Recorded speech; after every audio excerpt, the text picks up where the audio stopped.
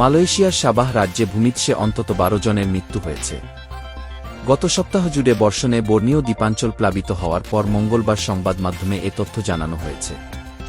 রাজধানী কোটাকিনাবালুসহ নিম্নাঞ্চলে বসবাসকারী ২,০০০-এরও বেশি মানুষকে সাম্প্রতিক বন্যার কারণে সরিয়ে নেওয়া হয়েছে বলে উদ্ধারকারী কর্তৃপক্ষ জানিয়েছে। সবচেয়ে ভয়াবহ ঘটনা ঘটেছে সোমবার, যখন ধ্বংসাবশেষ রাজধানীর প্রান্তে একটি অনানুষ্ঠানিক বাসভবনে আঘাত হানে। এতে ৪ শিশুসহ ৮ জন নিহত হয়েছে বলে নিউ স্ট্রেইটস টাইমস জানিয়েছে। ১০ বছর বয়সী এক মেয়েসহ আরও ৩ জন সোমবার কোটাকিনাবালু থেকে প্রায় ১০০ কিলোমিটার পূর্বে গানা এলাকায় আরেকটি ভূমিধসে নিহত হন। আর গত সপ্তাহে শহরের বাইরে পেনাম্পাং এলাকায় ৯৭ বছর বয়সী এক বৃদ্ধ কাদায় চাপা পড়ে মারা যান। গত ১০ দিন ধরে উত্তর-পূর্ব বর্নিওর সাবাহ অঞ্চলে টানা বর্ষণে নিম্নাঞ্চল প্লাবিত হয়েছে, ভূমিধসের ঘটনা ঘটেছে এবং মালয়েশিয়ার দরিদ্রতম এই রাজ্যে ঘরবাড়ি ও অবকাঠামো ক্ষতিগ্রস্ত হয়েছে। গাজায় ফিলিস্তিনিদের বিরুদ্ধে ইসরায়েল গণহত্যা চালিয়েছে বলে জানিয়েছে জাতিসংঘের একটি তদন্ত কমিশন। নতুন একটি প্রতিবেদনে বলা হয়েছে, ২০২৩ সালে হামাসের সাথে যুদ্ধ শুরুর পর থেকে আন্তর্জাতিক আইন অনুসারে কোনো সংঘাত বা যুদ্ধে যে কর্মকাণ্ডগুলো করলে তা গণহত্যা বলে গণ্য হয়। গাজার ক্ষেত্রে এমন ৫টি কাজের ৪টিই করেছে ইসরায়েল।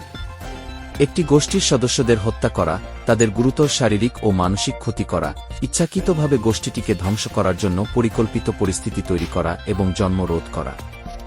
এর প্রতিটি ইসরায়েল গাজায় করেছে বলে দাবি করা হয়েছে জাতিসংঘের ওই প্রতিবেদনে।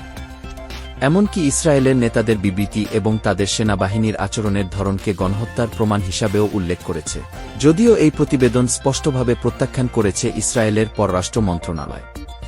তারা এটিকে বিকৃত এবং মিথ্যা বলে নিন্দা জানিয়েছে। ইসরায়েলের একজন মুখপাত্র জাতিসংঘের তদন্ত কমিশনের ৩ বিশেষজ্ঞকে হামাসের প্রক্সি হিসেবে কাজ করা এবং সম্পূর্ণরূপে হামাসের মিথ্যাচারের উপর নির্ভর করার অভিযোগ করেছেন। ২০২৩ সালের ৭ই অক্টোবর দক্ষিণ ইসরায়েলে হামাসের নেতৃত্বে আক্রমণে অন্তত ১,২০০ জন নিহত হওয়ার প্রতিক্রিয়ায় ইসরায়েলি সেনাবাহিনী গাজায় একটি অভিযান শুরু করে।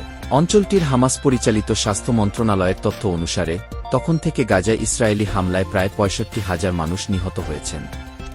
তাদের দাবি, গাজার জনসংখ্যার বেশিরভাগই বাস্তুচ্যুত হয়েছে, ৯০%-এরও বেশি বাড়িঘর ক্ষতিগ্রস্ত বা ধ্বংস হয়েছে বলে অনুমান করা হচ্ছে। এছাড়া তীব্র খাদ্য সংকটে গাজায় দুর্ভিক্ষ চলছে বলেও উল্লেখ করেছেন জাতিসংঘের খাদ্য নিরাপত্তা বিশেষজ্ঞরা।